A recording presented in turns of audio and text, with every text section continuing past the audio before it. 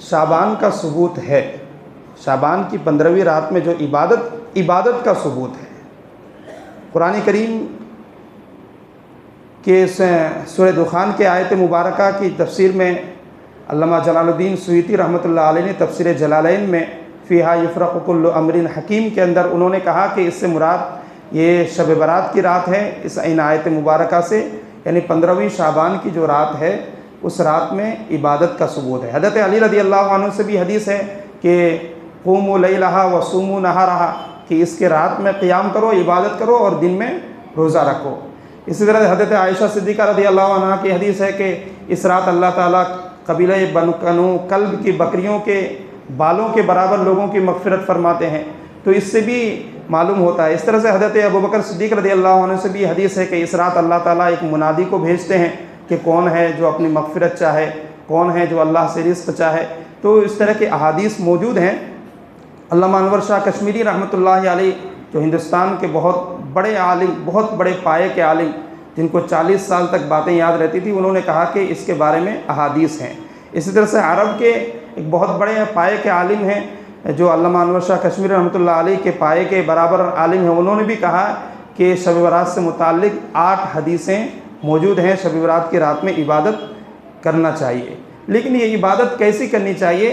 اس میں اصل میں ہم لوگ کیا ہیں، شب برات دین سے متعلق ہمارا عمل کیا ہونا چاہیے کہ ہم دین کے پہرے دار ہیں، یعنی اللہ کے رسول صلی اللہ علیہ وسلم نے جس طریقے سے دین کو ہمارے سامنے پیش کیا، اس دین کی ہم پہرے داری کریں، اسی طرح سے حفاظت کریں، اسی طریقے سے اس پر عمل کریں۔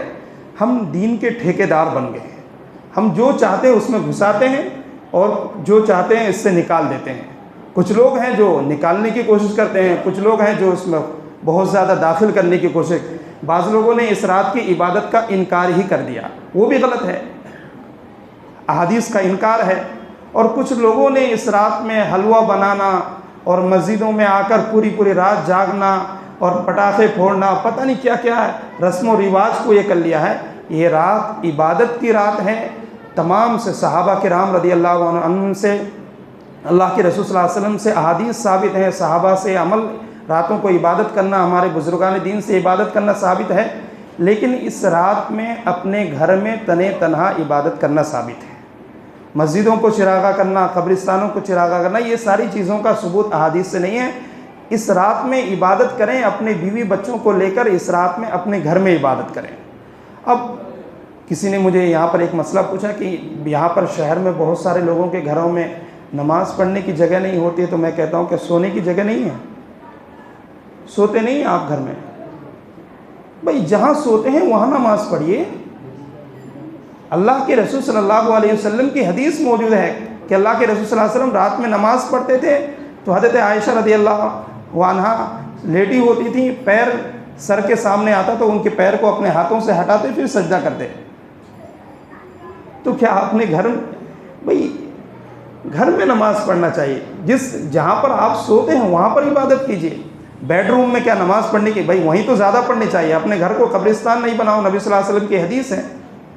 اللہ کے رسول صلی اللہ علیہ وسلم نے فرمایا کہ اپنے گھر کو قبرستان نہ بناؤ، تو کم سے کم اس رات کو تو اپنے گھر کو روشن کرو عبادتوں سے۔ قرآن تو ہم سال میں کبھی ایک مرتبہ پڑھتے ہیں، جو لوگ پڑھتے بھی ہیں تو وہ مسجدوں میں آ کے پڑھ لیتے ہیں۔ گھروں سے تو ہمارے گانے اور ڈی جے کی آواز آتی ہے، قرآن کی آواز اسی گھر سے آتی ہے۔ جہاں سے قرآن کی آواز آتی ہے تو شک ہمیں یہی ہوتا ہے کہ یا تو قرآن خوانی ہو رہی ہے یا تو کوئی مر گیا ہے۔ یہ مسلمانوں کی پہچان ہو گئی ہماری۔ جو قرآن ہمارے لیے ہدایت، رہبر اور رہنما بن کر آیا تھا، اس قرآن کی تلاوت یا تو مرنے پہ ہوتی ہے یا نیا گھر بنایا تب ہوتا ہے۔ یہ اس قرآن کے ساتھ ہماری محبت ہے۔ اس رات میں جاگو، پوری رات گھر میں قرآن پڑھو، اپنے گھر میں عبادت کرو۔ مسجدوں میں اور قبرستان کو لوگ بہت سارے اس کو بہت زیادہ یہ کرتے ہیں۔ اللہ کے رسول صلی اللہ علیہ وسلم نبوت کے بعد کتنے سال زندہ رہے؟ کتنے سال؟ 23 سال۔ ایک مرتبہ گئے ہیں، صرف کتنے مرتبہ گئے ہیں؟ ایک مرتبہ قبرستان گئے ہیں۔ صرف ایک مرتبے کا ثبوت ہے کہ پوری زندگی میں اللہ کے رسول صلی اللہ علیہ وسلم اس رات میں ایک مرتبہ گئے ہیں۔ تو آپ بھی اپنی زندگی میں 1-2 مرتبہ چلے جائیے، ہر سال باضابطہ جماعت بنا کر جانا اور اس کو کوئی ضروری نہیں ہے۔ اس لیے تو اس رات کی عبادت تو ثابت ہے، لیکن اس رات کو جو ہم نے فضول عبادتیں شروع کر دی ہیں، نفلوں میں جماعت اور پتہ نہیں کیا کیا واہیات ہوتے ہیں، تو ان چیزوں کا کوئی ثبوت نہیں ہے۔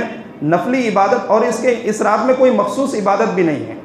نفلی عبادت آپ 2 رکعت کر کے نفل جتنی پڑھنا چاہیں پڑھیے، آپ جتنا تسبیح پڑھنا چاہیں پڑھیں، آپ جتنا قرآن پڑھنا چاہیں پڑھیے، کوئی اس رات کے لیے کوئی الگ سے نماز نہیں ہے۔ اس کے دوسرے دن روزے کا بھی ثبوت ہے کہ حضرت علی رضی اللہ عنہ نے فرمایا کہ قوموا لیلھا وصوموا نہارھا، کہ رات میں عبادت کرو اور دوسرے دن روزہ رکھو۔ ایک روزے کا بھی ثبوت ہے، روزہ رکھ سکتے ہیں۔